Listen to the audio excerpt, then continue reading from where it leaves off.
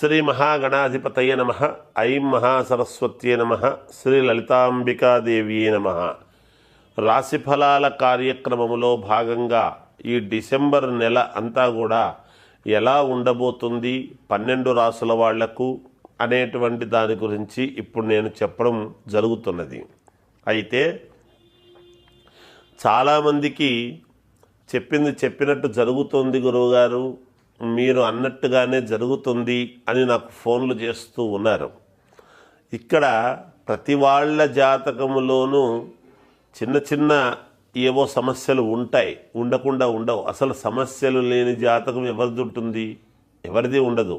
అయితే మనము చిన్న చిన్న అడ్జస్ట్మెంట్లు చేసుకొని దానికి కావాల్సినటువంటి పరిహారాలు ఏదైతే సమయానికి చేసుకోగలుగుతామో వాడు యోగ్యుడు. మనము దారిలో నడుస్తూ ఉన్నప్పుడు చిన్న చిన్న ఇబ్బందులు రావా?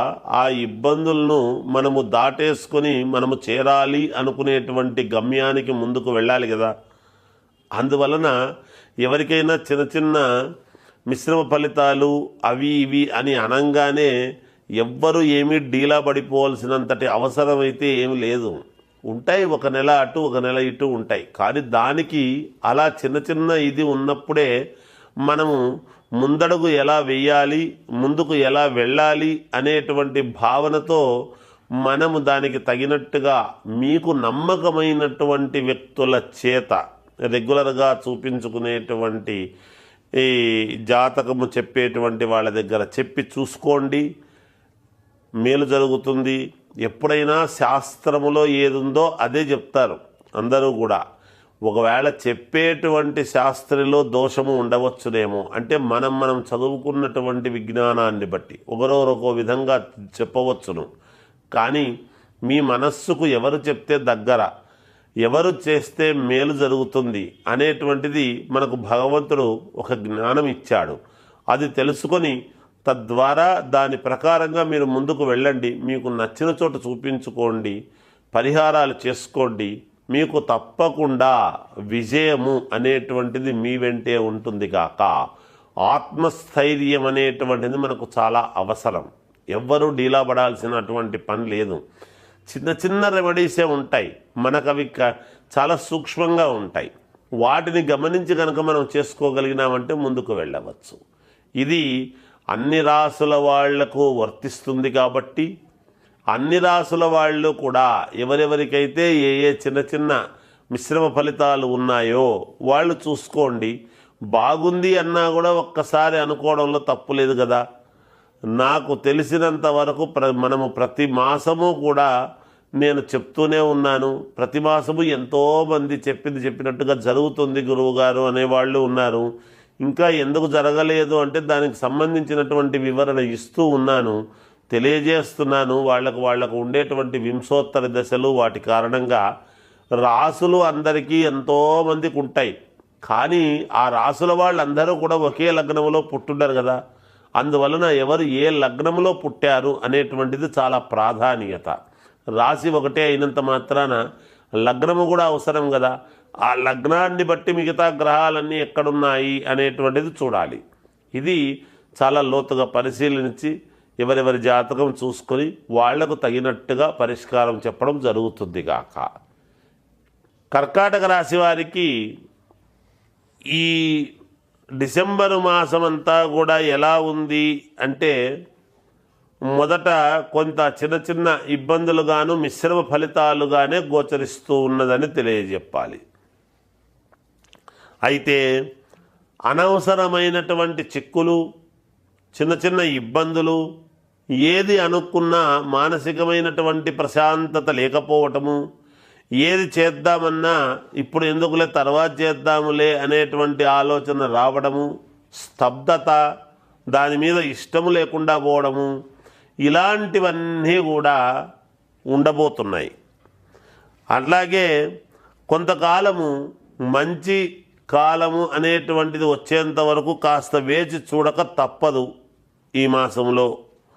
అలాగే ఇతరుల విషయాల్లో జోక్యము చేసుకొని ఇబ్బందులు ఎదుర్కొనేటువంటి పరిస్థితి ఉంది కాబట్టి ఇతరుల విషయాల్లో జోక్యం చేసుకోవద్దండి.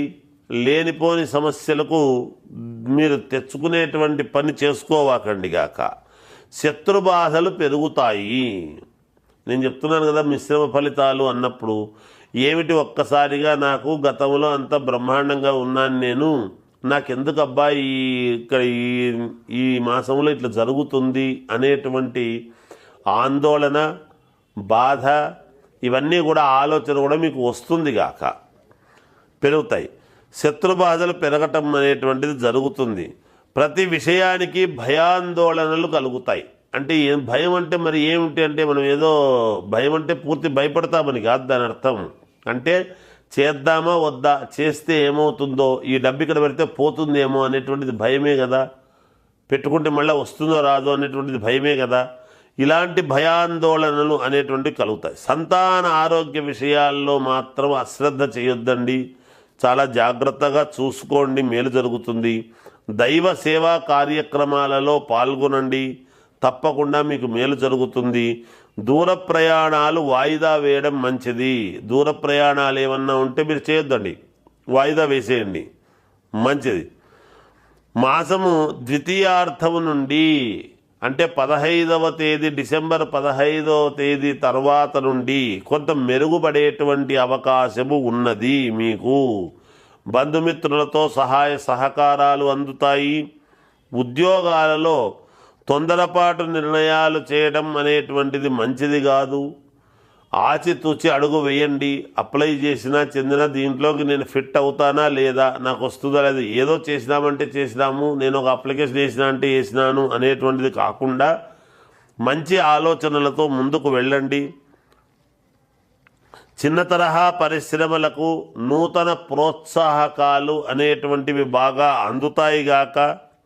వీళ్లకు వృత్తి ఉద్యోగాలు చేసుకునేటువంటి వాళ్ళు యథావిధిగా మామూలుగా చేసుకోండి, పెద్దగా ఎటువంటి ఇది ఉండదు గాక. ఏది ఏమైనా వ్యక్తిగతమైనటువంటి జాతకాన్ని అయితే పరిశీలన చేసుకుంటే మీకు మేలు జరుగుతుంది. మీకు నచ్చిన వాళ్ళ దగ్గర అడిగి ఒకసారి చూపించుకోండి, మేలు జరుగుతుంది గాక. జయోస్తు. మామూలుగా ఈ రాసుల వాళ్ళు 12 రాసుల వాళ్లకు కూడా మనము మిశ్రమ ఫలితాలు కానీ జరుగుతున్నటువంటివి కానీ తెలియజేస్తున్నప్పుడు శీఘ్ర ఫలితాలు కావాలి అని కోరుకుంటాం. మనం ఏం కోరుకుంటాము, మామూలుగా తొందరగా పని అయితే బాగుంటుంది. వ్యాపారస్తులకైనా, రాజకీయ నాయకులకైనా, సినిమా రంగంలో ఉండేటువంటి వాళ్ళకైనా, అప్పులు రుణాలు తీర్చుకోవాలి అని అనుకునేటువంటి వాళ్ళకైనా, తొందరగా పెళ్ళి కావాలి, మన పిల్లలకు పెళ్ళిళ్ళు కావడం లేదే అని అనుకునేటువంటి వాళ్లకు, ఉద్యోగం రావాలి అనుకునేటువంటి వాళ్లకు, నేను 100% పంచముఖాంజనేయ స్వామి ఉపాసకుడిగా ఏది ఉందో అది మనము చెప్పాల్సినటువంటి ధర్మం ఉన్నది. ప్రజలను భయోత్పాతం చేయడం కాదు, కానీ వాళ్లకు తెలియజెప్పేటువంటి విధానము ఉంటుంది. అది ఖచ్చితముగా మనము గనక ఎప్పుడైతే పాటించినామో, మన దగ్గరికి వచ్చినటువంటి వ్యక్తులు ఈ పని జరగలేదని ఇంకోరి దగ్గరికి పోరాదు కదా, అప్పుడు మాలో లోపము కదా. అది జరగకుండా, అట్లాంటివి కాకుండా పంచముఖ ఆంజనేయ స్వామి ఉపాసనా బలంతో వాళ్లకు యంత్ర సహిత శీఘ్ర ఫలితాలు రావటానికి ఏమి చేయాలనో చేస్తూ ఉంటాము. అలాగే మీరు కూడా మీ పనులు ఏమైనా ఇబ్బందులు కలిగేట్టుగా ఉంటే సంప్రదించండి, తప్పకుండా మీకు కలిగినటువంటి ఇది నేను చేసి పెడతాను. లేదా మీకు నచ్చిన వాళ్ళ దగ్గర అడిగినా చేసుకుందరుగాక, మీ సౌకర్యాన్ని బట్టి. ఏదైనా పరిహారాలు అనేటువంటివి చాలా అవసరం. ఎప్పటి పరిహారం అప్పుడే చేసుకోవాలి. ఏముందిలే రేపు ఎల్లుండి చూద్దాంలే అంటే ఈ పరిహారాల వలన ఇబ్బందులు కలుగుతూ ఉంటాయి. ఇబ్బంది అయిన తర్వాత కార్యాంతే అప్రయోజక అని అంతా అయిపోయిన తర్వాత మనము చేసుకుని ఉంటే బాగుండు కదా అనేటువంటి మాట రావద్దు. అందుకని యద్భావం తద్భవతి. మనము ఏదైతే పోగొట్టుకుంటామో అదే వస్తుంది. మనం ఏదైతే ఇష్టి కోసం చేస్తామో అది ఖచ్చితంగా మనకు జరిగి తీరుతుంది. అందువలన మీ వ్యక్తిగతమైనటువంటి జాతకాలలో ఏదైనా లోపాలు ఉంటే త్వరితగతిన సవరించుకోండి అని నేను తెలియజేస్తూ జయోస్తు.